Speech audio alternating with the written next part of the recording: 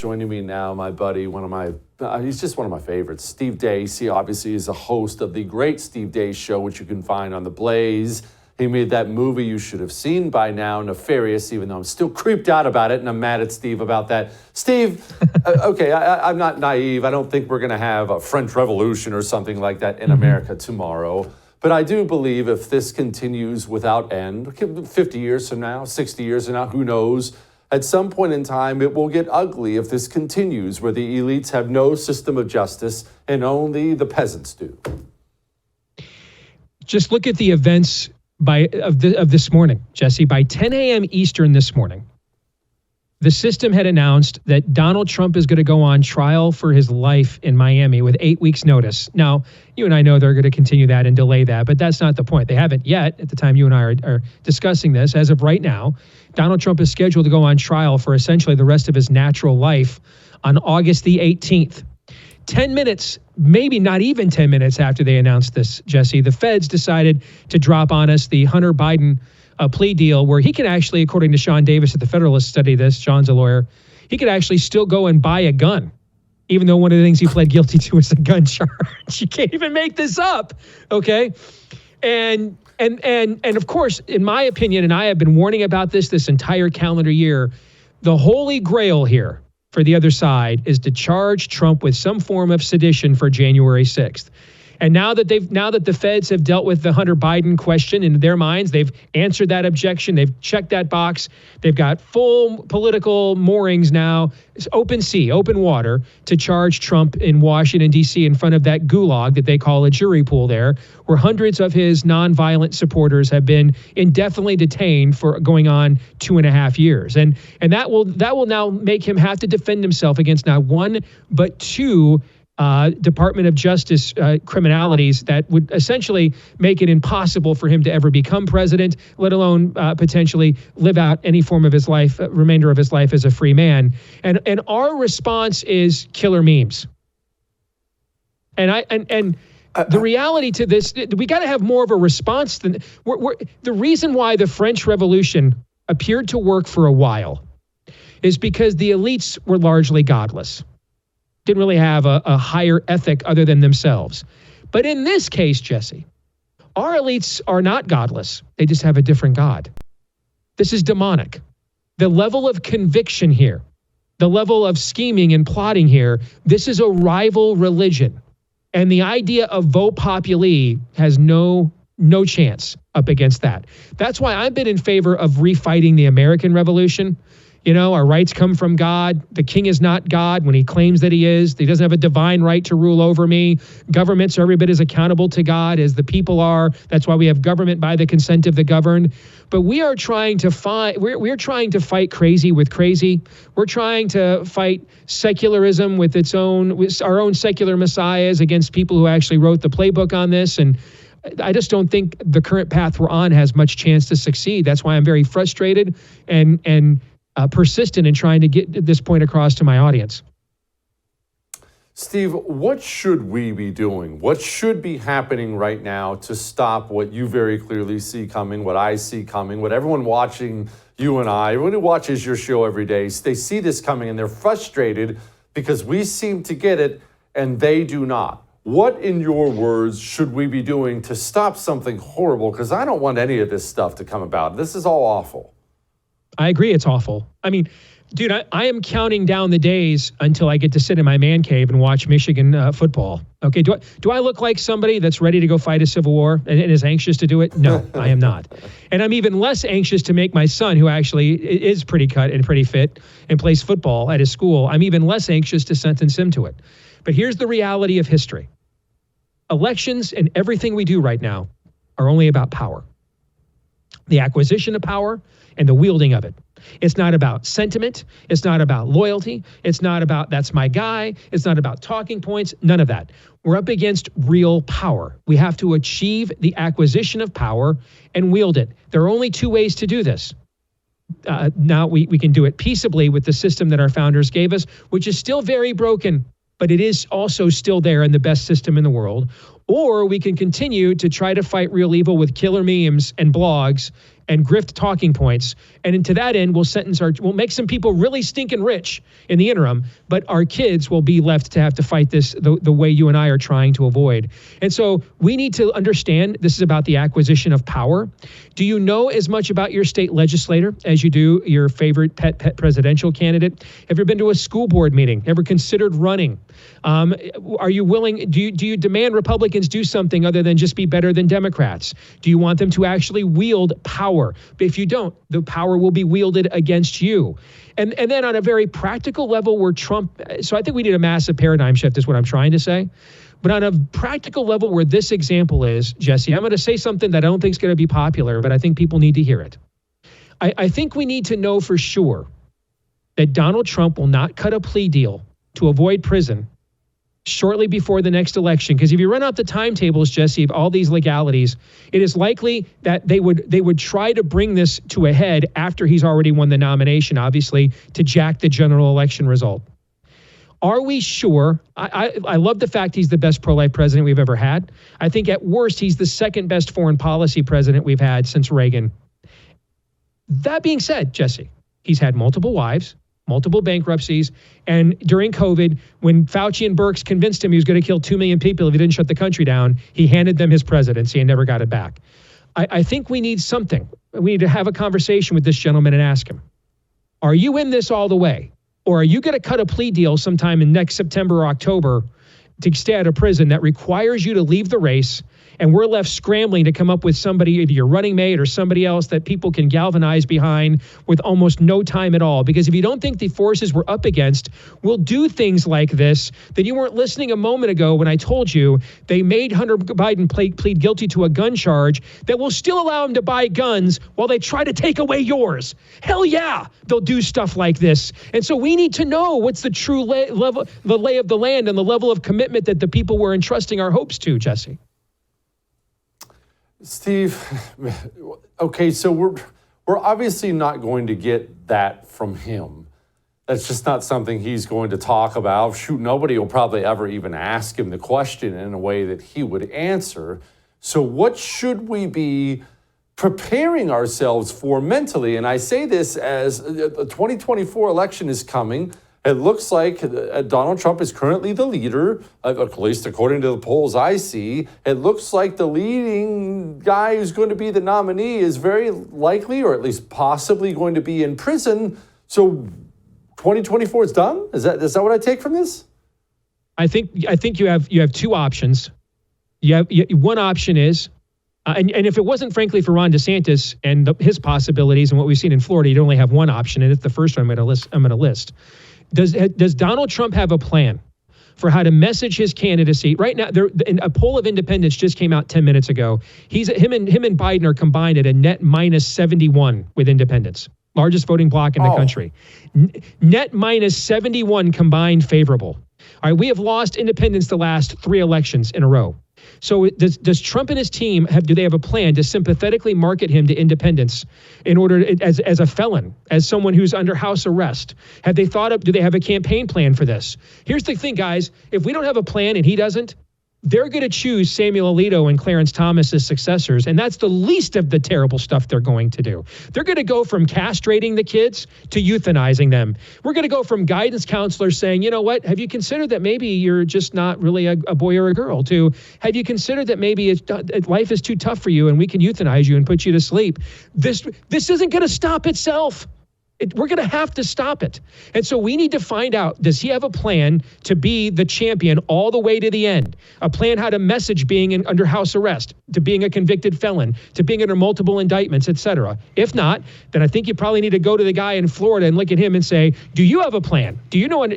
Are you more than a resume? Do you understand? Are you ready for what they will throw at you if we make you his replacement? They're going to come after you. And maybe you're more stable as a person, but that probably actually might make you even more of a target, because you can actually execute an agenda. So what's your plan? These are the adult questions we have to ask.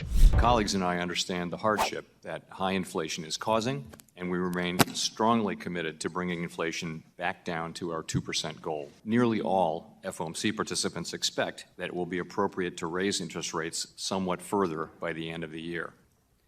But at last week's meeting, considering how far and how fast we've moved, we judged it prudent to hold the target range steady to allow the committee to assess additional information and its implications for monetary policy.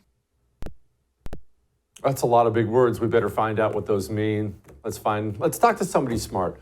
Joining me now, William Luther. He's the director at the American Institute for Economic Research.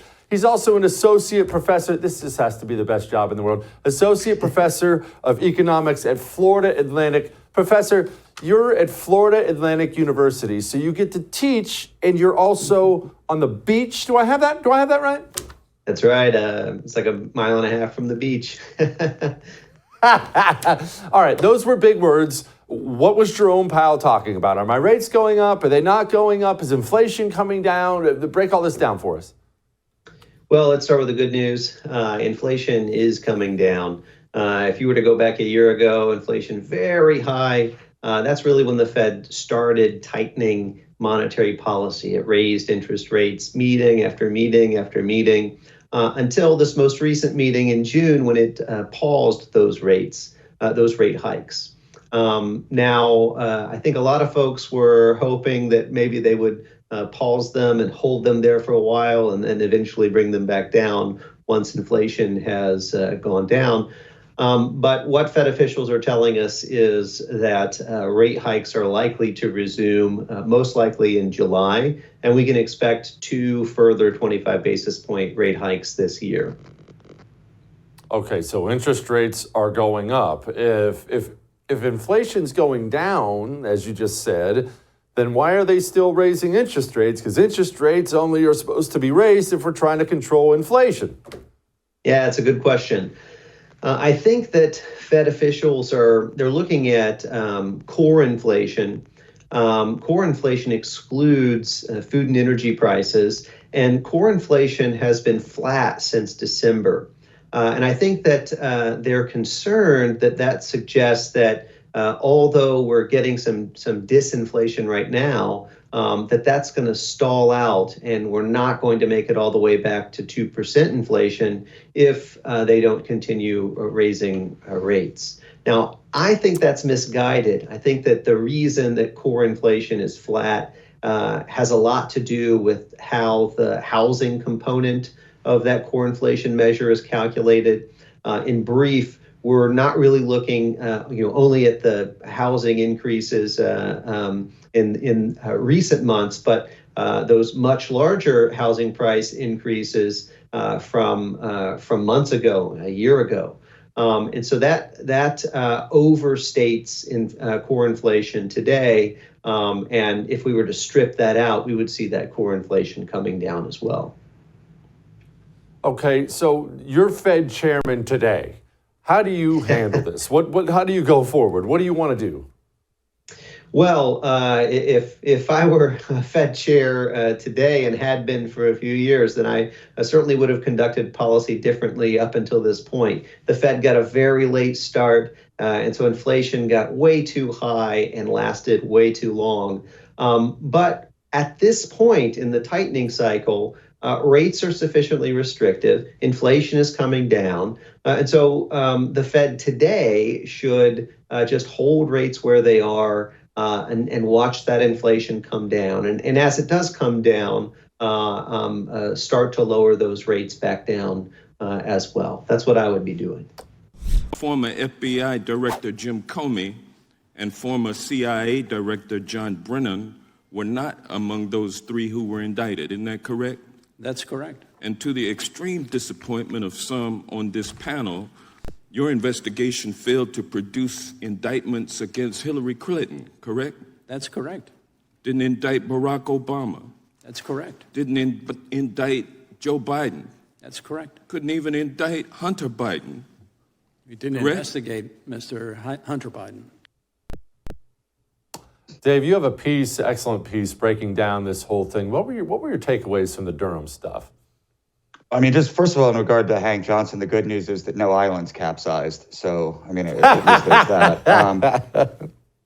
No, look, I think my biggest takeaway, like we had already seen the report, right? So we already knew that the most important part of the report was Durham saying that there was markedly different treatment. That was the euphemism that he used between the Hillary Clinton case and the Trump case. What that really means is bias, right? But my biggest I'm glad that you showed that clip, because my biggest takeaway was that even though the FBI has admitted wrongdoing here, right now they claim that they've fixed it all since then, but they admitted that they got significant things wrong here. Democrats are not curious about that at all. They just don't care. And every time a whistleblower shows up, every time a witness who's even vaguely critical of the DOJ or the FBI shows up, they treat them as a hostile witness. You know, they call them grifters. They call Matt Taibbi not a real journalist, right? I mean, this is their playbook. And my message to them is, we can't start to get past this until Democrats are willing to take this at least somewhat seriously. And there's no evidence that that's coming. Okay, Dave, I hear Durham say things like accountability. I hear him say FBI agents apologize to him. As you pointed out, the FBI has come out and said, well, I mean, we've adjusted some procedures and things like that. And look, I'm sure you will disagree with me, but I look at the history of secret state police agencies that are weaponized against one political party. I genuinely believe the FBI has the capability of destroying the entire United States of America. Eventually, and it's not going to happen tomorrow, but it can go that way. And yet no one seems to agree with me on this. Republicans, Democrats, they'll yell about this. Maybe we'll censure this. This is an organization that should be under attack by the GOP. Funding zeroed out. Public trials. This has to get squared away now, or it goes someplace really ugly in this country. Yeah, no, you might be surprised, but I don't actually disagree with you that much. I think it was about 7 or 8 months ago, one of my editors at the Daily Mail reached out and was like, hey, do you want to write a column saying, you know, we're getting pretty close to needing to say that the FBI has to go away, right? And my initial reaction was, oh, I don't know if I want to write that. I mean, that sounds a lot like defunding the FBI. That's probably farther than I want to go. But as we started going back and forth with just the parade of horrible things that the FBI has done over the past decade, I wrote the column because it's just obvious that they're biased and that they're not being fair. And, you know, we had the breaking news today from a whistleblower who's saying all kinds of, you know, now apparently we have text messages that say that Hunter Biden and Joe Biden were in the same room, shaking down Chinese corporations. I'm in the room with my father. I hold a grudge. I mean, come on, guys. Like, this is, and here's the thing. I do think that this coming 2 days after this sweetheart deal, there are going to be a lot of Republicans who say, okay, this deal has to be off the table right now. Ever heard of Ben Hu? He's known as patient zero for COVID. But that's actually not the most interesting thing, not the patient zero thing, and not his name Ben Hu. Not that there's anything wrong with that name. What's interesting is actually where he worked. He worked at the Wuhan Institute of Technology. And did you know that Dr. Fauci's NIH funded the man's research? Interesting little tidbits, no?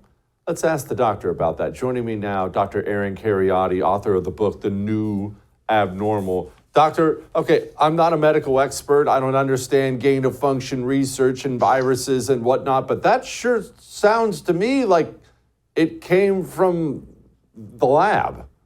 That's right. This is one more fingerprint, one more big piece of forensic evidence suggesting that this virus that caused COVID came from the Wuhan Institute of Virology, where they were doing gain of function research on coronaviruses. We knew now.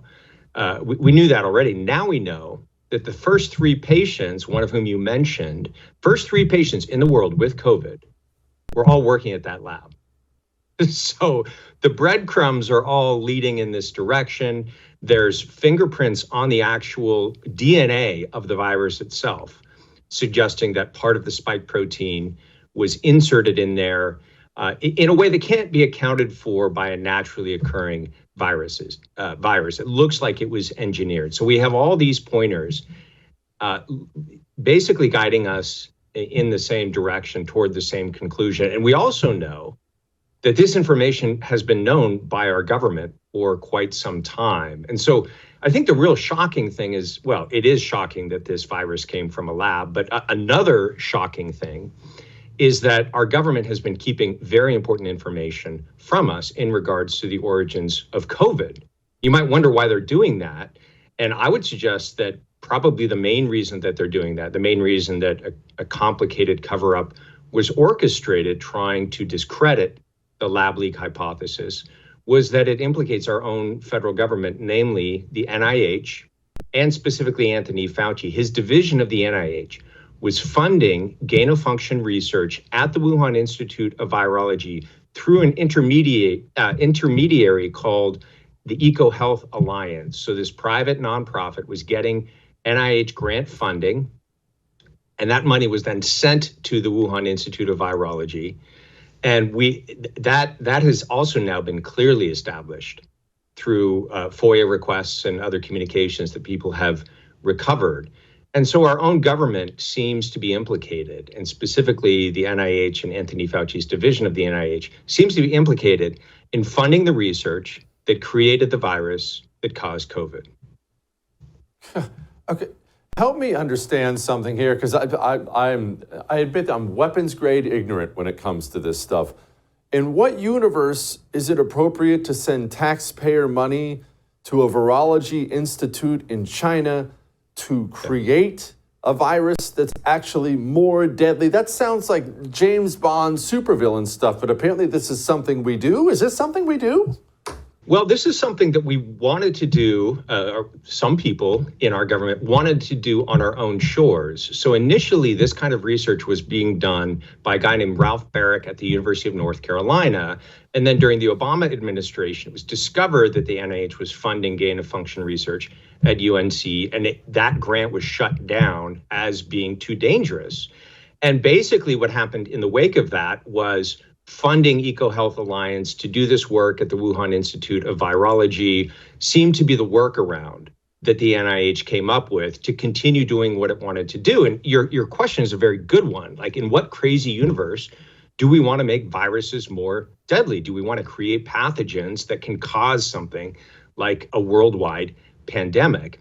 And the supposed justification for this research, which many people seem quite obsessed with, is what they call dual use. Okay, we can use it to make a biological weapon, but we can also use it to try to defend ourselves against biological weapons. So it's this weird kind of arms race. If the Chinese are doing it, then we have to have somebody in their lab to spy on them. That's sort of one theory, that this was a failed intelligence operation. That's why we were funding the Wuhan Institute of Virology. Or we were trying to get data on what they were doing there so that we could try to develop so-called countermeasures like vaccines. But the problem with this arms race when you're talking about viruses is, you could use the analogy of nuclear weapons. Nuclear weapons are obviously enormously dangerous, but a nuclear weapon doesn't walk out of a lab on someone's shoe and accidentally get detonated one day. The problem of trying to contain these viruses so that you don't have an accidental leak is an ongoing issue that has plagued this kind of research from the very beginning. There's always safety issues with these labs, and that, the slightest mistake can cause a complete disaster. So this arms race mentality that they're doing it, therefore we have to do it, is, I think, ludicrous. This kind of research has to be shut down worldwide. And if we believe other people are doing it, then we need to put international pressure on countries that are trying to do gain-of-function research in order to stop that sort of research. Because this is not something, as we now know, that can be contained. This is not something that can be controlled. This is something that's just so extraordinarily dangerous that, in my view, it should never be done. I'm not the only one out there with a great book out, because Yeonmi Park's book is eye-opening. It's eye-opening because she actually experienced communist hell. She knows what it's like to live through it. So there's a lot more than just the anti-communist manifesto you should get your hands on. Go get the book while time remains. Yeonmi, your story is amazing. Before we get into all the details of it, why don't you describe a struggle session? What's a struggle session? I guess you mean in North Korea or in America? Yeah. You know what? Let's stick with the Yeah. North Korean version for now. Right. So it's in North Korea, the struggle session actually named as a self-criticism session. So every week, if you are children, you have to go to school with your classmates, have to go through your week, and you have to repent your sin. So basically, for example, like my dear leader told me that I need to become a better revolutionary, but compared to his words, I was not a good revolutionary this week. But at the end of this self-criticism session, the one thing that North Koreans must do is like criticizing somebody else. You cannot skip that part. So entire week it forces us all of us to focusing on what other people are doing wrong. Almost like if you see something, say something. That's like in America right now is happening, where in North Korea children are forced to criticize their classmates, and that's how they plant the seed of distrust between people, and people cannot trust each other. Ah, that's terrible. You know, I want to nail something that you just brought up. As a revolutionary, we have to do this as revolutionaries. Explain that mindset, since the Kim dynasty rules with an iron fist. We're now on generation number 3 of those scumbags running the country. What are you a revolutionary against when the revolution has been won? That's a government state propaganda put us in this state of alarm, the state of almost it's a mental war. There's no physical war is happening, but dictators make us to believe that somehow the war is imminent. The enemies are here about to attack us. And I think it happens in America right now too, that they are keep saying the world is ending, the climate change is imminent, that the humanity is ending soon. It's a constant state of fear, constant state of the need of government protection, because there's just so much threat is happening. And so they keep telling us that you are the revolutionaries, that we have to fight against our enemy. The American ambassadors any minute trying to attack us, that enemies are even in the air that we breathe in. That's how they keep us in the state of this alarm state, that people cannot put their guards in, and that we constantly have to look to government to protect us. Do the people genuinely believe it? You know what I mean? Do they believe they're revolutionaries? Do they believe they're under attack? Do they believe their government is taking care of them? Or do they just have to say it because they understand the consequences if they don't? So to Northern people is very unique, because we are literally the most isolated nation in the world. And we don't even know what the alternative life can look like. Right? In North Korea, we don't have any comparison what life can be different. My case, I genuinely believed everything that regime said. I truly believe that dictators were gods. They could read my mind, and I was even afraid to think.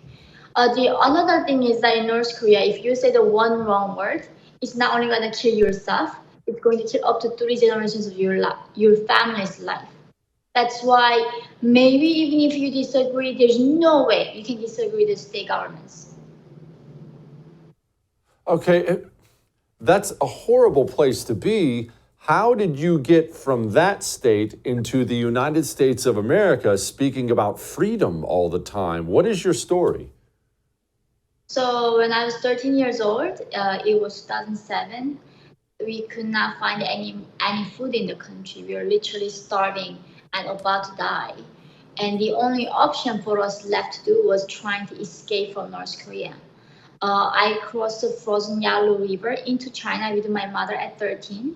And once I got to China, I was sold as a sex slave, separate from my mother.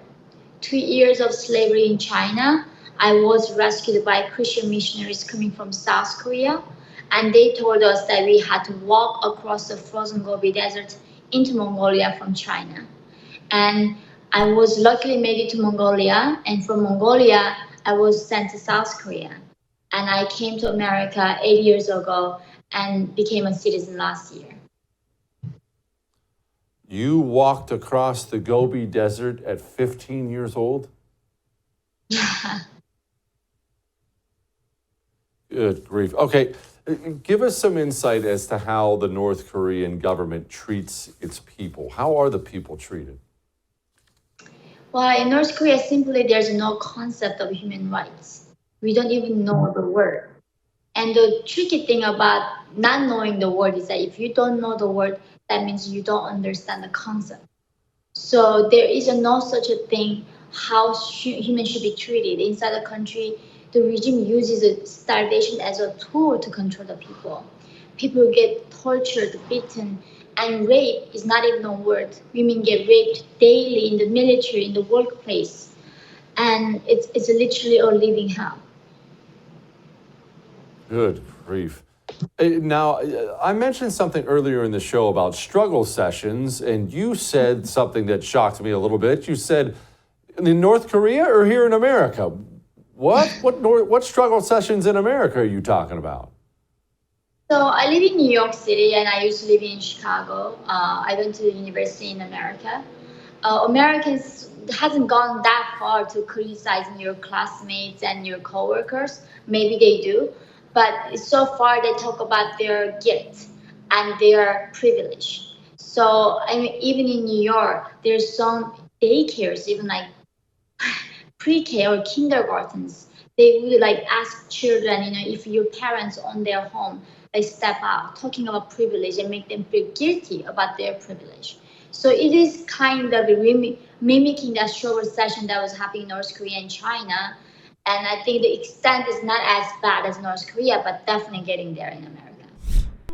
For too long, we've been led to believe that communism is a thing of the past. But the truth is, communism is alive. It's here, and it's infiltrating every aspect of American life.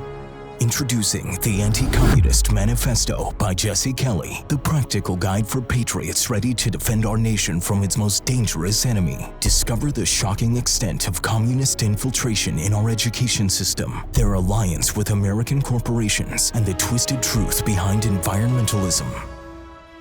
This eye-opening book exposes the true face of communism and empowers you to fight back. Join the fight for freedom. Pre-order your copy of the Anti-Communist Manifesto today by going to jessekellybook.com.